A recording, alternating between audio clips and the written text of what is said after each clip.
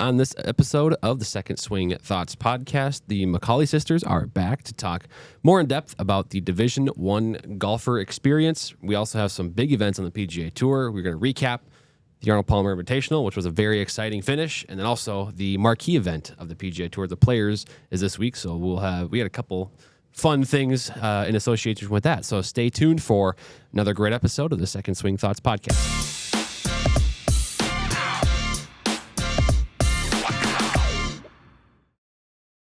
Hey golfers, I'm Drew Mahol, the Second Swing Golf, here in studio with co-host Sean Bauer for another episode of Second Swing Thoughts. And it's another good one, of course. We've got the McCauley Sisters back for the second segment, so to speak, of their mini-series. This one in particular, I asked them a lot of kind of in-depth questions about what the life is like of a Division I golfer. And, of course, both of them now have experienced it for a season. So good insight there. And I think it's also good to a good one to consume, right? If you're going to have aspirations of being a college golfer, or maybe you're a parent of a soon-to-be college golfer. A couple of good perspectives to have there from Bella and Reese, and then also, of course, we got some PGA Tour to talk about here as well. Yeah, obviously we got the Players coming up, so we got a little preview and we share a favorite moment or two from the tournament, but then. Coming up later in the show, you and I we're going to do a little fantasy draft, see if we can find the winner and whatnot. But, the McCauley Sisters, another good episode. This one, how they balance everything, I think, is one of the key takeaways that the audience will like when you factor in everything that comes in with being not just a Division I golfer, but a Division I athlete. And then, I think you'll be pretty mind-blown when you hear the amount of practice they put in. So if you're trying to get really good at golf, just give a listen to what they have to say, and then go out and try and implement that, and just see how much effort and time these top of the top women's golfers are putting in. It's pretty impressive. But before we get there, let's get right into the turn. We had, this is one of the coolest 2-week stretches on the PGA Tour schedule. You go to the Arnold Palmer Invitational, right into the Players. 2 marquee events, probably 2 of the marquee events leading up into the Masters. And we had quite the tournament on at the Arnold Palmer with a crazy kind of if you were fortunate enough to see it. Yeah, right. Russell Henley kind of a come from behind win on Collin Morikawa there. Yeah, I think it was. Morikawa probably thinks he maybe let one slip away there a little bit. He was in control really for 15 and a half holes on Sunday. He was in control of the tournament. I don't think the lead ever got within 2 shots. Or I guess closer than 2 shots. And then I think on maybe 15, Henley pulled within 1. And then, of course, on 16, holes out from the rough, just off the green for eagle. Takes the lead and doesn't look back in the last 2 holes. And I think this is a long time coming for Henley in that he's been one of the most consistent players on tour for a long time. Always been an elite ball striker with his irons.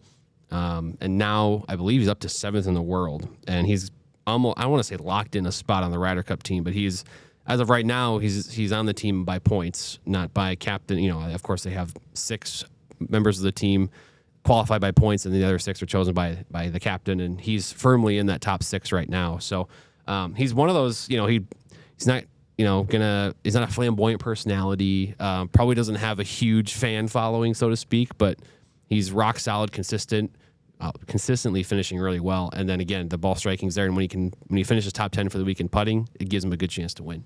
Yeah, and you talk about his, he's probably the most underrated player on tour, as you kind of alluded to there, and consistent top 10 finishes, I think, since 2022. Him and, of all people, Collin Morikawa and Scotty Scheffler, of course. But those two, especially, they are top the leaderboard on top 10 finishes. So 2 guys that have been knocking at the door here for a while, and good to see Henley come through. It was a crazy way it happened, and I think Morikawa, his time is coming. He just keeps putting himself up there. Yeah. Eventually, these putts are going to start falling for him a little more regularly on Sunday, where he can close it off. But I think Morikawa now has 2 runner-up finishes and 2 other top 20s this year, and that's, I think, his entire record for the 2025 season. So he's certainly been in contention consistently, and I think, with majors coming up, his game's about to peak at the right time. Yeah, trending in the right direction. Yeah, let's take a quick look at Henley's what's in the bag.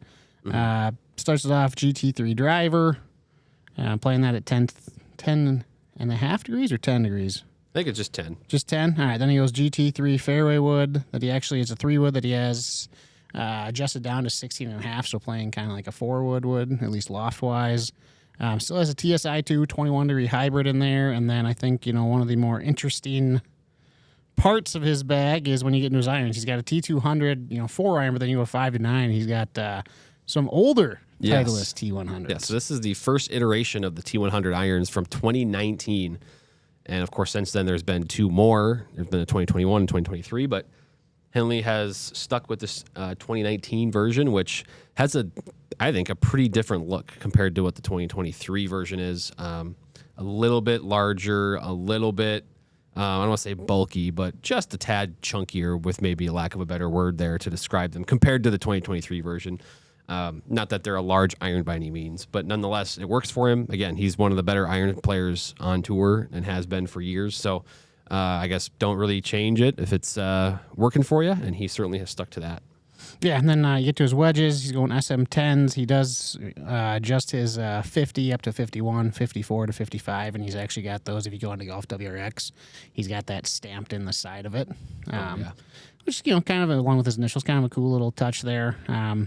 And then plays, the T5, kind of the tour version of the Phantom 5. So, yeah, which is obviously a very popular model on tour. So. Yeah, you've seen that club head or that putter shape quite a bit among Titleist staffers and non-staffers, really. So it's kind of it's a combination of a blade feel maybe with a little bit of that mallet performance and that sort of phantom lineup. Yeah, and so that'll lead us kind of right into our, well, let's actually go to this one first. Go to Jason Day, because it was at the Arnold Palmer where he was, Golf WX, I know, spoke with him, but he was seeing testing. Mm-hmm. Not testing, I think he was playing with new clubs. Big one was he had been playing a G430 LST from Ping here now for a couple of years. Moved into the TaylorMade QI35. Biggest thing he said was, I was just seeing a lot more pop off the face. It's a little hotter. And was talking about how he was, no longer having to press to get into 175 and up ball speed. He was kind of cruising at that level and seeing some 180s, and said that he no longer has, the pop that maybe he used to. So seeing that with a different club was big for him. Yeah, it's always fun to look in the bags, especially of free agents like Jason Day, who, I say free agents as, a player that's not, on contract with any of the big brands. So he can kind of play whatever he wants to play, and has all that ultimate freedom to go Ping, Titleist, TaylorMade, Callaway, Srixon, Mizuno, whatever brand he wants to play, he's going to play. So again, Ping G430 LST the last couple of years. And I think it says, to me, it means a lot more when someone like him, employs a QI35 driver, for example, in this case, because it means for him, that was the best one in all the testing. He was able to test all the different models if he wanted to. So, a little bit more pop there. I can totally see that as a scenario. Ping G430 LST, obviously an awesome driver, a lot of heat to it, but QI35 packs a real punch too. Yeah, and then interestingly enough, he was seen trying out a prototype, but a TaylorMade zero torque prototype. So potentially TaylorMade could be entering the zero torque realm here. I think in some capacity, almost, it seems like every one of the bigger brands in golf is in some way, whether it's a purely prototyping phase right now or they've got a model or two for you to try. It doesn't seem like that zero torque or low torque phase is going away. Yeah, absolutely. But now we will get into the players. Obviously, the biggest tournament on the PGA Tour, maybe outside the Tour Championship, but I think just prestige-wise, this probably still ranks number one. Should be a really good tournament. Obviously, it's an awesome course, a course that every golf fan knows. Of course, you think of, the Island Green there, but you have 8 former champions playing, including Scotty Scheffler, who's won the last 2. He's looking to become the first 3-time winner since Jack Nicklaus. I think he's the only person that's won it 3 times. Yeah. And then he's looking to become the first 3-peat winner of any PGA Tour event since Steve Stricker. It goes 2009, 2011. John Deere. Yeah. Yeah. So he could, join some pretty prestigious company there. And obviously, if you win 3 players in a row at a course that really isn't designed to suit one style of golf or another, you see lots of different, you see guys that are bombers, you see guys that kind of pluck their way around the course. So it'll be pretty impressive. And Scotty hasn't won for a while, so maybe. By his standards, he hasn't won in a while. But yeah, I think, and that's the thing about Scotty is I think he had a really rough putting week last week. But you look at the ball striking numbers, and they're still, among the best in the field at Bay Hill. So he's the same threat that he always is to win this tournament. So again, back-to-back years he's won it. again, if that putter cooperates a little bit, he'll probably be really in the thick of things on Sunday. Yeah, and we'll see, what guys have been playing well. Obviously you have Morikawa coming in hot. You have Russell Henley coming off a big win. There's guys like Sepp Straka, who's leading the, the FedEx Cup. So a lot of big names. Should be a great tournament. I was just curious, do you have like a favorite moment from the players that you can think of off the top of your head? The one that jumps into my brain is actually 2015 when Ricky Fowler had that comeback. That one jumps out because I'm a super fan of Ricky Fowler's by any means. Obviously, he's easy to root for, but I have younger brothers that were big into Ricky Fowler at this moment. They wore the Puma hats, they wore the orange outfits, and so they were big into him at that time. And so to watch him go 6 under in the last 6 holes with an eagle on 16, and I think he would have made 3 2s in a row on 17 that day because he had 2 playoff holes, and he made birdie on that both times. So that's as good a finish as you can come up with at Sawgrass there. So essentially 8 under in his last 8 holes, if you count the 2 playoff holes, to win that one. Pretty epic comebacks. That's what comes to my mind. Yeah, that was probably the one that came right to the top of my head when I kind of was, producing the script. I was like, let's think of a favorite moment. Like, I don't think Drew's going to say that. Of course he did. So I'll go back to the year 2000. Now, this isn't a moment that I was 10 years old at that time, so I don't remember it very vividly, but it was Hal Sutton going against Tiger Woods 2000. And the only reason why this one stands out is because this is a phrase that a lot of us, say today. I said it a few times yesterday in my first round outside. Be the club today. Be the right club today, as he, stared down Tiger and ended up holding them off and winning. But, and obviously there's plenty of Tiger moments at TPC, but I feel like we got to switch it up sometimes. You can't always just talk about Tiger. There's all the time. the obvious one is better than most, that putt. But I just think this tournament is so awesome because of that finishing stretch of holes. Like 16, 17, 18, the way they're designed, you're going to get chaos. You're going to get some really cool birdies. You're going to probably get some players. We've seen it over and over. I think it was Sergio back in 2013 against Tiger. He kind of collapsed at the end there. A couple water balls. There's so much drama to be had at the end of this course. And I think that's why it's such a cool, fun event. So I'm looking forward to more of that this weekend for sure. Yeah, absolutely. Well, that wraps up the turn there. So it should be a good week on the PGA Tour. Looking forward to it. We do have a little fantasy pick'em coming up later in the show. So me and Drew will each pick, 5 golfers. And then, I think cumulative score between your 5 golfers will win. And viewers and listeners, comment your lineup. 5 guys. You can pick whoever you want, and let's see. Cumulative score to par. Cumulative score to par. Let's see who comes out on top. But let's get into the main topic of today's episode, our second installment of the McCauley Sisters miniseries, Drew. Yeah, again, a really great discussion with them. I think it gives some really cool insight into today what the life looks like for a Division I golfer. We're talking about even like meals and practice and like the fitness regimen and some things like that go into high level college golf nowadays. And then obviously I think with both of them too, you're probably prepping in a sense too for a career in golf after college. So this is, it's a really cool discussion. It was fun to get their perspectives on this.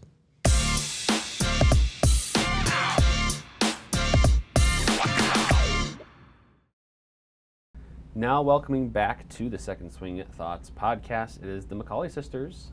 Bella and Reese are back, and we're continuing our mini-series that we've kind of lightly named the Sister Scramble. We're still, as we're recording this, not sure if we're going to roll with that or not. But nonetheless, we're here, and in particular with this episode, we're going to focus on what, the life is like as a Division I golfer. Because, it's one thing to just go to practice, play golf, be on the team, but there's, as we've talked about before, Bella, there's a lot more that goes into it. You have school, you have, we'll talk about maybe workout routines, you also want to have a social life, it's college, and so kind of wanted to dive into all of that, but, and of course, maintaining the fact that you're, both strong students as well. So, I guess first, majors and minors, what are you guys studying in right now? Yeah, my major is communications, and then I'm doing business marketing. Okay, so I am communications major as well. Awesome. That was it's and then we've talked too. I'll just come out with it right away. Like you said, that you will study like in the line at the airport. Yes. The security line, which Yes. just talks about a time management thing. Reese, I don't know if you've done that before or not, but Yeah, I have like been at things like I was at somewhere the other night, and so I had to like get a friend's hotspot to like send in an assignment before Yeah. I See, left, like, because this then is it would the be type like of before thing- the due date. Yeah, that stuff happens all the time where like I'll be at like the practice facility and like have to like do homework before I can go practice or whatever. so So yeah, all the time management, but Not like during practice. no, like not before during practice. practice. Yeah. Just so I But clarify. just doing it so before and after and all in between. so walk me through, because this is we're at this moment, it's end of January, as we're recording this. What's like, I'm sure practice is kind of right back at in the full swing of things, I would imagine, for the most part. Yeah. What does the average day look like during season? Maybe Yeah. you're not traveling yet, but like, Yeah. let's say it's leading up to the weekend event, you're leading up to it. What does the average day look like? Yeah. Yeah. So- It is different a little bit like in season versus out of season. Yeah. Yeah, so I would say like honestly we're on the road a lot and like depends on, each year's different, but like normally April we're gone a lot, May we're gone a lot. Like by that time like, you're not even really home a lot, but in January, February you do have like an in-season like at-home routine. And I would say like mostly it consists of like class in the morning, and then we have practice in like early afternoon, and then we typically go from there and do like a workout. Right now we do it at like 4:15. So by the time we're done, it's like 5. We grab dinner, and then we kind of have our night to ourselves. Normally, like we try to. I feel like all of us normally try to time manage where like we can get our nights off, and then some of us also have like really flexible class schedules as well. We have a really amazing like academic advisor, and he's good about like giving us online classes if needed. So I actually take like a good amount of online classes normally, and so I don't always have class in the morning, so sometimes I'm able to like practice or do homework then, and then by like nights I can be really flexible, or even mornings sometimes too. So it kind of just depends. But to your point that you were talking about doing like homework in line, I think it's actually like happens so much, like it's crazy. But you just kind of like have to get it done, And so I'm like always like probably one of the first ones like post on the like discussion forums or things like that, just because like I want to be like so ahead of the ball, and like if I have a tournament I don't want to have to worry about it at a tournament, about like submitting something that is.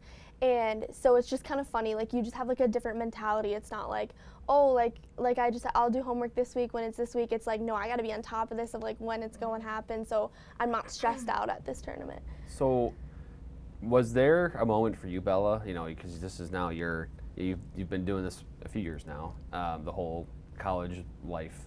Was there a moment where it was like, oh, this is a lot? Or Yeah. did that not, or did you kind of have a little bit of anticipation of what that would all be like right away? I had an anticipation of like what like practice would be like, and kind of just like the work that goes into it, like kind of what I was talking about, and like the practices, the workouts, like all of that.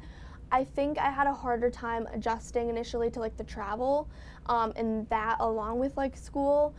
I didn't travel a lot like during or just in like my junior career. I didn't travel like as much. I mean, like for a summer tournament here and there, but it was really, that was probably the hardest thing to adjust to, was like the travel with like school. Sure. And I mean, there's some times where, I mean, especially in the fall when they're like so packed together, like we're never home at school. Like you're like, and Right. so you're just, and like some of these are in-person classes, and like you're just emailing your professor like, hey, I'm sorry, I won't be here like the first 4 weeks. And so it's just like either like catching up, like communicating. It's just like a different, that's like always like more of the difficult part, is like, you get home after a round for a competition, and like we're in the hotel room and we're like grinding on homework, or we have to get like Wi-Fi on the plane to do homework. So just things like that. That was probably like the more difficult part to adjust. Not as much like the practice and the training. Okay. It was more the travel. Yeah, did you then I mean, because you watched and heard from her first couple of years with that, did that kind of give you a little bit of maybe For sure. preparation for it? And even now, is it still something you've come to grips with, as because this is your freshman year that you're in the midst of here? So Totally. Yeah, I feel like I kind of, obviously like heard a lot about it. I feel like I kind of like came into it like expecting the worst, as in just like, okay, yeah, just expecting it to be very packed. And so then I think, yeah, like once I came into it, I was like, oh, it's really not that bad. right. I mean, it is very busy, but yeah, it's been, because like in high school, like I did, tournaments in the summer that were like, you know, probably like the same level. And then like I would do, you know, like online college classes or whatever. And so like I kind of got a taste of like those two things, but like to have them together on top of travel is a whole nother level. But yeah, it's definitely been manageable. Yeah, I'd say our daily schedules look somewhat similar. Yeah, like mornings, I usually do homework and stuff, and then I have a class. But yeah, it just depends on the semester too. Like last semester, I had like all these in-person classes, and then this semester, I have a few online. So that's been you kind of really learned nice. like that was something that you had to kind of adjust to. You thought you could do in person, and I was like, yeah, it's pretty tough with travel because I'm just missing all my classes, and if I do online, I can actually learn the material more. So yeah, it just takes adjustment and just kind of figuring out like just like what works best for each clearly person time management individually. is something you need to master. The biggest you know? thing. It's huge. We have like our whole schedules written out. I have like a to-do list of like what I need to get done, a list of homework things of like what I need to do each day. Yeah. So. I think we were homeschooled, and I think that helped us a lot because we didn't have like a set schedule and we had to do it ourselves. So I think that taught us early on. Yeah, it was a lot of independent work just since like. Yeah. But I would say like the best way to grade. describe it is like procrastination is not an option. Like you're doing it when you need to do it, how it needs to be done. Like you're not procrastinating this. You're preaching to someone who knows how to procrastinate pretty well. So I feel like I would struggle with this whole lifestyle here. So with the travel, I mean, these events are 3, maybe 4 rounds even sometimes, where. You know, and also you guys are traveling there a couple days ahead of time because you then play a practice round or maybe even 2. So you're gone in these chunks of 5 days probably essentially, and then it's like days. You're back for a day or 2, and it's like okay, we're leaving the next week. And when it's in season, right? That's kind of what it looks like. Yeah. So my freshman and sophomore year, I had a bit of more of a packed schedule in the spring. This spring, it's a little bit more spread out. Like. For the exception of April, and if we make postseason May. So for the exception of like those will be really busy, but like this year's a little bit more spread out, so it's actually like a lot more manageable. Last year, however, it was like that where it would get crazy at times where we were gone for 5 days, home for like 2 or 3, gone for 5, like home for 2 or 3, like gone for 5. Like it's crazy when it's like that. Like I said, this year's a little bit more manageable, so I think it'll be good. Yeah. We have like 2 in February, 1 in March, and then a couple in April. So April, like I said, April will be nuts, but like this not too bad in February, March. Yeah, I feel like it really just depends on the time of year. Because even like in the fall, the first month and a half was like that, where it was every single weekend, and you're just going, and then had qualifying like during the week. Yeah. On top of classes and everything. But then, exactly. Like right now, it's a lot more spread out, and then it'll pick up again. Very manageable right now. So then, in terms of practice, like the actual practices you guys have. So, you know, let's say it's in season, and you know whether you can go indoor or outdoor, right? Let's just say it's that time of year. What does a practice or maybe your practice time look like? Is it you go out and play 9 holes or 18 holes, or is it you're working on specific things? Like, is it a routine or is it something different every day? What are we looking like there? Yeah, I think our schedules are pretty similar with that. In the summer, we usually do like 7 hours out there total, 5 days a week, and then 5 hours 1 day a week, and then 1 day off. And that's on our own. Yeah, that's on our own. Okay. Not with the school, just ourselves. Yep. And like the 5 hours, that's usually just like a practice day. And then the 7 hour days is like 3 hour practice, 4 hour round. Okay. Yeah, so we usually play like 4 to 5-ish days a week. And then in the winter, we usually just practice like 3 hours a day because we're practicing indoors. In terms of like college practice, it's like normally a scheduled 2-hour like mandatory practice, and sometimes like our coach will have us do specific drills, and those typically consist of like combines for hitting, like TrackMan combines, which are really helpful for like distances, especially like during the winter. Or like we have a really, really good putting green actually. I actually even putt on it in the summer if I'm trying to prep for like a course with really fast greens, because the greens are just so pure inside. So we have a really good space there, and so sometimes we'll do different drills. Other times we'll just have an open practice and we can work on what we want. It normally consists of like unless we're doing specific drills, like we'll do like an hour of hitting, an hour putting, and then normally we try to stay an extra hour on our own. and we'll do Yeah. like some chipping or extra Okay. stuff as well. Yeah. I suppose when it's actually in season, you know, it's when you're talking about a college Yeah, practice, so much of it, you guys are already playing enough rounds Yes. where you don't really need to go play another round Yeah. No, exactly. during Well, the week or whatever. And it like is. if it's warm out, we will do like a qualifying. Like in the fall, yes, like we try to get out and play to play get all the time rounds outside. in, to get qualifying rounds in because normally like the whole team isn't going to an event. You have to like Sure, yeah, you keep a gotta- couple people have to stay home, and so we'll try to get rounds in. But obviously this time of year and honestly majority of the spring season, like that's not even like really an option. And so I mean I remember freshman year like we didn't even get outside in Minnesota till postseason, right. which is just crazy. So it's so you just have to kind of really get used to like the practice schedule, and if we do need to do qualifying indoor, it's more about lots of different drills or like combines and things like It that. sounds like a lot of it is sort of the coaches kind of put a level of trust into the players to say, hey, this is you're going to put that practice time in that Yes, you right. know, is required at this level essentially. Yes. It sounds like a 2-hour practice is sort of what you said, and then after that, it Mandatory sounds like at most first. players are adding Yes. time onto that as well, Yeah, which exactly. is just kind of cool. And then in the winter, you said it goes down time-wise a lot because Yes. there is a period there where it's not in season. So like, Correct. what does that look like for you guys? Are you guys not meeting at all, or is that something you guys are just on your own time? You're out practicing. We usually, well, like in off season, we like still have workouts. Okay. With Yeah. the team. And some occasional sure. practices. Yep. Our off seasons normally when season ends normally sometime in October, and then that runs through Christmas break, which for us this year was literally late January. So that's quite a considerable gap. Our gaps are then and then also summer. So like we have completely off for summer and like winter, which is kind of different compared to some sports like hockey or soccer. Like you're there, almost year round. Right. And then so that part's kind of nice for us, but during that Totally. time, at least when we're not like on Christmas break, we'll have like mandatory team workouts or like an occasional practice or something. But again, most of the time it's on our own, and I think our team has done a really good job this year of holding like each other accountable or just holding ourselves accountable and like wanting to go practice even Yeah. when it wasn't mandatory. Okay. Interesting. Yeah. Yeah. So it sounds like there's obviously at this level there's a dedication aspect that probably you can't just like teach somebody. You kind of have like a desire to go get better. Yeah.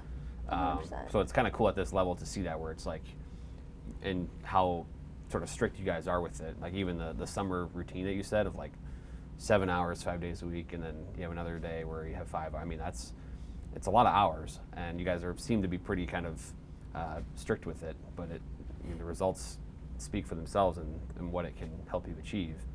I also wanted to ask you guys about like, in those months where the golf course isn't available, or maybe even this is maybe something when you guys are on the golf course or on the practice green or whatever. Are you guys big into like tech or different devices that maybe help you guys, like simulators? I know like indoors. Is there something that you guys are using? Is it TrackMan or anything like that? Yeah, like we use the TrackMan sometimes. You mentioned the TrackMan combine. Not as much in the summer. In the Okay. summer, we'll just do a lot more like, just measuring the distance and then figuring out from there. Okay. Doing a lot of like 100 yards and in, a lot of like approach shots, like just try to get the feel back because, obviously in the winter it's just kind of hard to do that. And then, as of, like tools, like we'll use the putting stick. Oh, sure. That's a big one for us. We use that all the time. And then, like other little drill things, but nothing crazy. Yeah, usually just. Yeah. How about you? We've talked about how we're like very different golfers, so for me it's a little bit different. I'm also not like a huge simulator person, kind of feel like, or I just like to be seeing the golf ball. But I am a little bit more like specific when it comes to distances and like trying to get my carries and like different things like that, which is why I like TrackMan combines. And I use those either like throughout the winter just because there's really not much else you can use or do, and to be specific, and then also and then I'll use it in like the summer if I'm just like leading up to a tournament and want to like double check carries or things like that. So I normally use it just like for distance checks. Okay, interesting. Yeah, and then because through all that, I mean, obviously in the summer months and into the fall, you guys are ready to go. You guys have been, hitting golf balls, and you guys have been preparing all summer essentially to kind of play in the fall. Yep. But in the springtime, there's a certain, I guess that's sort of what it takes to be ready for spring is making sure you're on top of it. And once you guys get into that time, because like right now, for example, as we're recording this, you guys are about to go to your first event. Right. And I don't know when the last time you guys, like truly were, played in a tournament, right? It was kind of like, this has been the off season. We've been sort of just inside mostly. I know you guys have maybe done some traveling here or there to go south, but like trying to stay tournament ready, I guess, has to be a little bit difficult being up north. And I know in a past episode we talked about how you have sort of been told, taught by your dad to sort of embrace the winter as sort of a challenge to overcome versus something to be defeated by, I guess. So I bet that mentality helps during this time of year. It does, and I 100%. think as long as you're practicing and keeping up with things, normally it's like it's an okay transition. The hardest part normally is like getting used to like different grasses again, or just like around the greens and like your feel there. And so sometimes it does take like a tournament or two to be like, oh, okay, like I'm back in a rhythm. So I'll give you that. Like sometimes it does take a little bit, but I mean, I think again, like if you're practicing a lot indoors, like I think normally like your swing like could be at a pretty good point as long as you're putting like the work into it. Sure. Yeah. So I kind of, we could start to wrap up here, but I did have one thing I wanted to ask you guys, and that's just to give some advice for, maybe there's some viewers or listeners that are, maybe they're in high school right now, and they're trying to get to your level. They're trying to be college players that, and maybe not just college players, but they're trying to be, on the upper echelon of college golfers. What would you, maybe, I don't want to say warn them, but, advise to them as to what that life is going to be like? It's where for you guys, it's not just golf. It's trying to balance all these other things. What would you, I guess, tell those young men and women that are trying to get to your level? Yeah. You can go. I think one is just like preparation. Like this isn't the first time that we've had like all this schedule stuff. I think like this started in high school when we were like started that many hours of practice, and when we started playing in tournaments and like started to feel like pressure in tournaments or whatever, started to have workout regimens, started to have like discipline with homework, and then also balance social life. Like I don't think this is like the first time that we've done it, so just like start getting used to it, just like start putting time into it, like if you really want to invest in it, and then also just like make it fun too, like because like if you aren't loving it, I mean, like not every moment you're gonna love, but if you're not actually enjoying what you're doing, it's gonna be not great. Yeah. I was gonna say What like would you say? I was gonna say like time management is just like absolutely key. And to your point, it can start like in high school. I think is important. Like that helped our transition. Was like we were very used to like doing this routine of like practice, workouts. Like we knew we kind of had that already going. So it can start now, like in high school, or like the summer heading into college or whatever it might be. And I think if you're used to that can help the transition. But yeah, like enjoy what you're doing, and if you love golf, like I think that's like you're gonna enjoy the transition because you're playing the sport you love. Totally. And like having purpose for what you're doing too, because like we're not gonna do something if we're not having purpose for it. That's true too. So like at least like for me, like everything that I'm doing, I'm like really wanting to make sure that I have purpose in like every little thing that I'm doing, 100%. Like even outside of golf, working out, and school, like even just like things that I'm doing for fun, I'm like, what's my purpose in even doing this? Yes. So I think that's huge too, and like a big part that will motivate you is then like when it's hard and I'm like, okay, why am I doing this? Like I ask myself that all the time. Yeah, and have a good reason. Huge to have purpose for it. Yeah. It sounds like you guys have had, even growing up, we talked about it a little bit before in the previous segment, but just kind of the upbringing of both fun but also kind of some discipline in there too. And sort of as you got older, there was the routine was set in, and now you guys are used to it. And so this, while it is still a lot, the adjustment to the college life, you guys have been able to handle it with relative ease.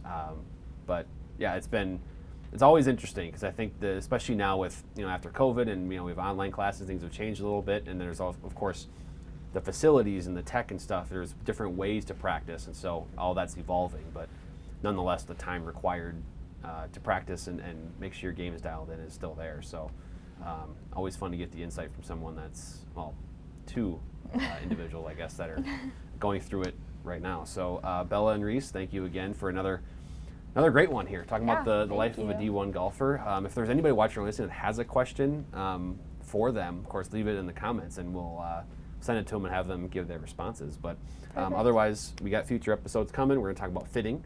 Have Aaron come in and discuss the fitting, and also we have to talk about the Augusta National Women's Amateur that Bella was invited to. So lots more coming. Stay tuned for that. Thank you guys for coming in. Thank you.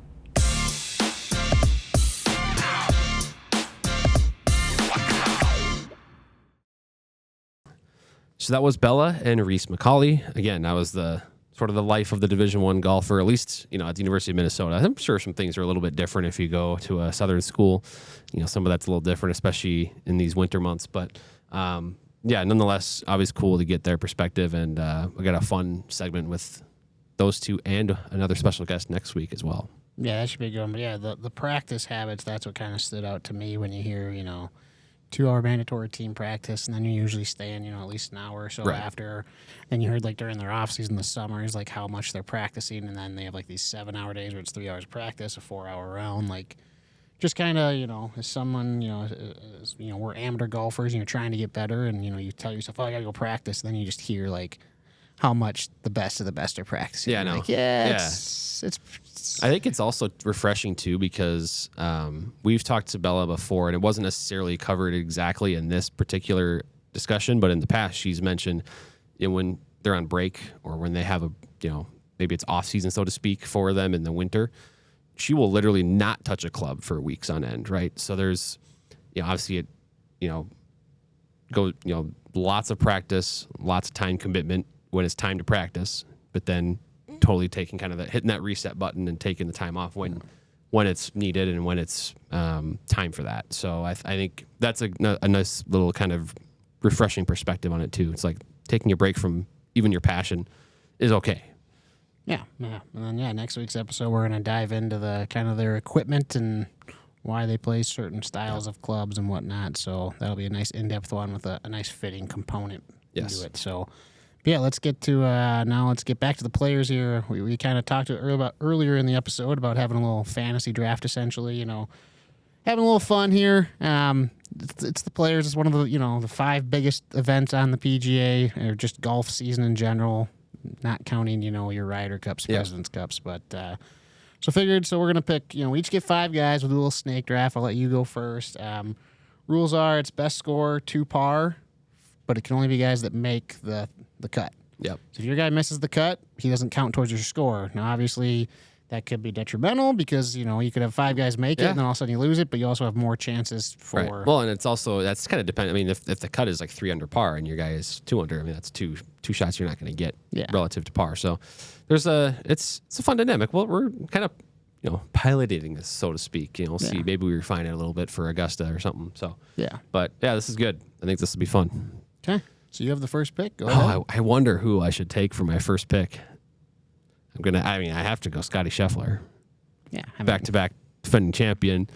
I feel like there's nobody more likely to be on the first page of the leaderboard come Sunday than him. So I'm going to go Scotty Scheffler here. No surprise to anybody watching or listening, but as a shocker, he's my pick. Yeah, can't really blame you there. I'm going to go with, kind of the guy who's been playing the most consistently good golf of the season. I'm going to go with Colin Morikawa for my first pick.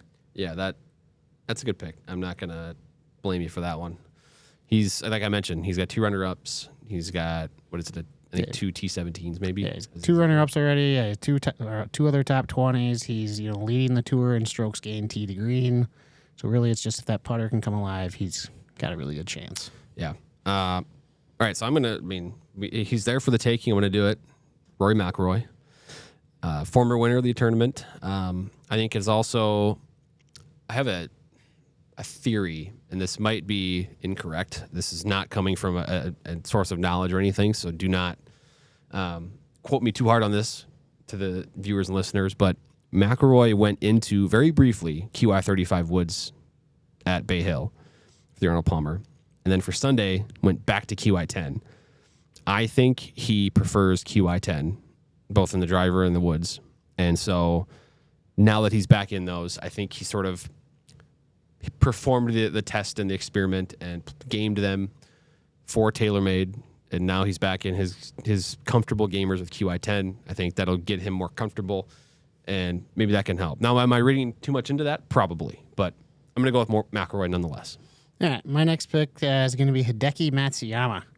That's a good one. I was going to go with him. He's got, I think, the last 2 players, he's got top 6 finishes. He's got 4 top 10s there, another trio of top 25s.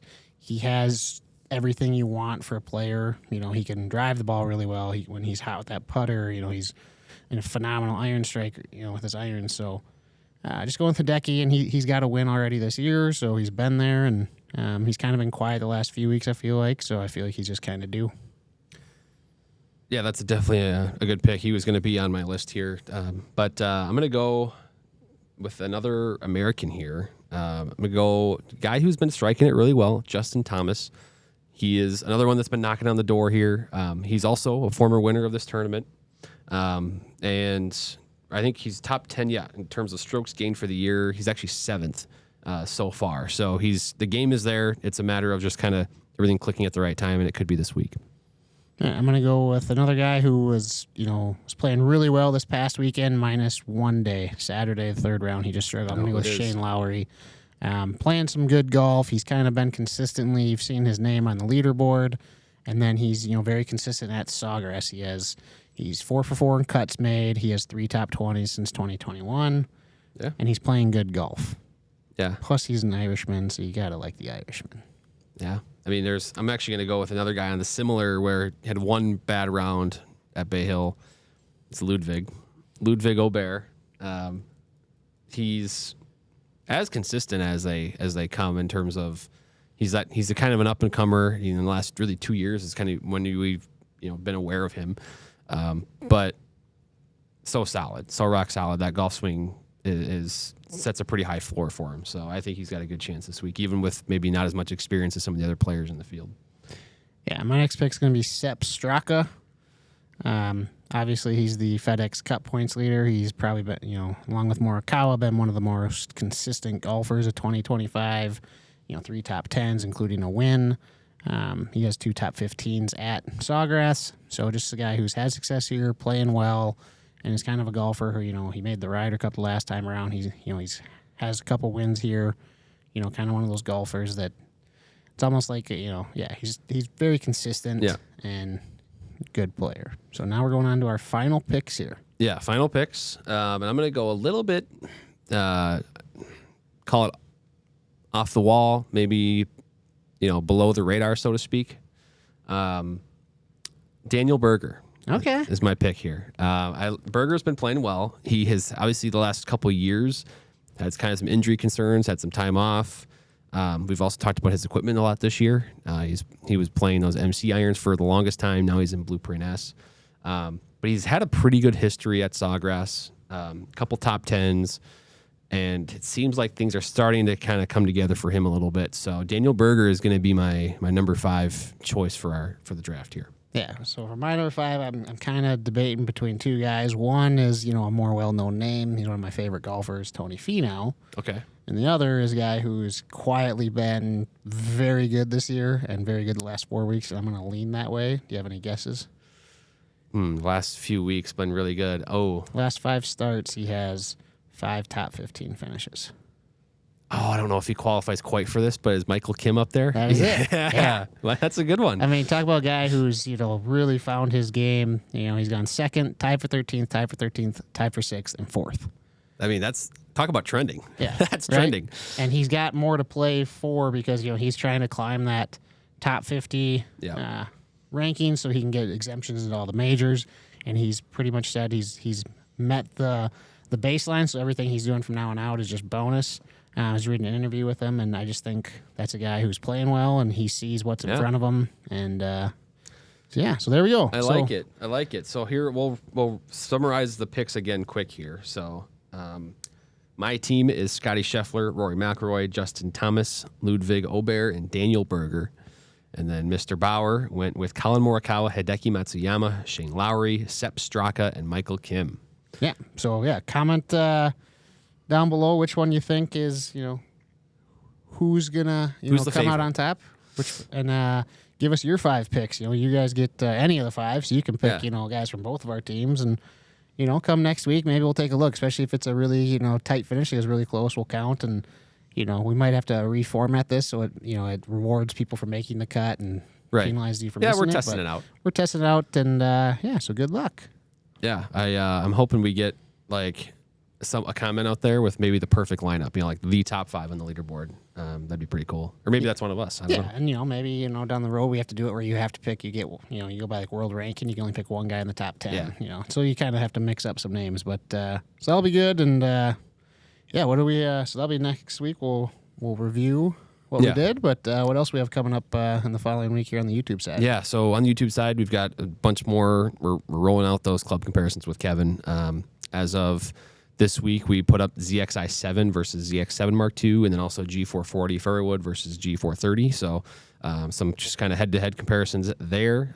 We've also got a live at lunch this week on Thursday at 1 p.m. Central, as we usually do. We got Tyler Fitzel this week. We're going to talk about golf ball fitting. So it's something that, I think we focus a ton of our discussions, our content on the club fitting side, but we also make sure to have that discussion in a club fitting as well about the golf ball you're playing. So there's just some nuances there to go over with Tyler. We also got a special guest coming next week for live at lunch from Golf WRX. That'll be really fun too. So lots of fun stuff on the way on the YouTube channel. Yeah, looking forward to that. And on the second swing side, the new TaylorMade P790 irons will hit stores here by the end of the week.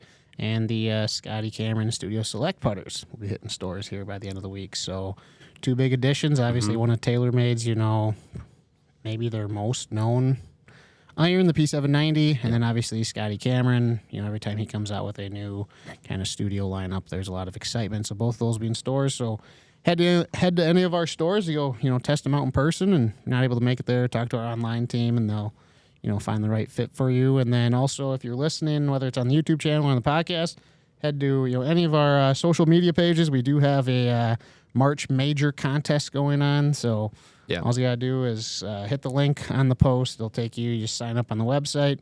And then there's ways to earn some bonus entries on the social media posts. So go give those a view. And that contest is going to run for the whole month. So you got plenty of time, but, it's a good time to do it. Yeah, right now. Those are always fun to hey, give people some free stuff. So but yeah, that's awesome. Great stuff here. Again, subscribe wherever you need to subscribe, whether that's on Apple, on Spotify, or on YouTube. Make sure you do that, and we'll see you next week on the Second Swing Thoughts podcast.